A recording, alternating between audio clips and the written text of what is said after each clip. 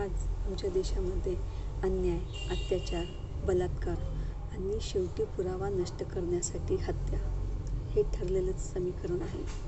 रामायणात रावणाने सीतेचे अपहरण केले, पण त्यानंतर रावणाने कधी सीतेला स्पर्शसुद्धा केला नाही.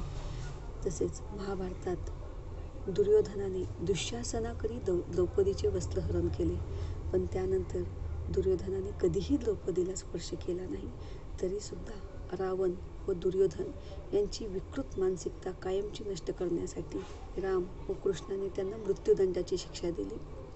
तसेच छत्रपती शिवाजींच्या महाराजांच्या काळात जेव्हा रांजणगावच्या पाटलाने एका गावातल्या गरीब शेतकरी कुटुंबातील मुलीवर बलात्कार करून तिची हत्या केली, त्यावेळी त्या पाटलाला छत्रपती शिवाजी महाराजांसमोर आणण्यात आले. त्यावेळी छत्रपती शिवाजी महाराज केवळ 15 वर्षाचे. या वयात आपली मुलं 9वी-10वी शिकत असतात किंवा त्यांच्या हातामध्ये लॅपटॉप किंवा मोबाईल असतो.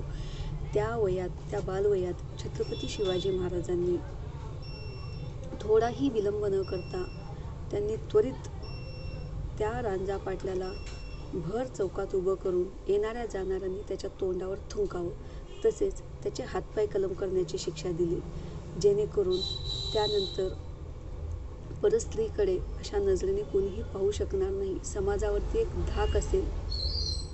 आज आमचे सरकार काय करत आहे तर आम्हाला डिजिटल इंडियाची स्वप्न दाखवत आहेत. तर आमच्या सरकारला एवढेच सांगणे आहे की आम्हाला डिजिटल इंडिया नको, आम्हाला सुरक्षित भारत पाहिजे. आम्हाला कोणतीही लाडकी बहीण योजना नको, आम्हाला सुरक्षित बहीण योजना पाहिजे. आम्हाला बस प्रवास फ्री नको, आम्हाला सुरक्षित प्रवास पाहिजे.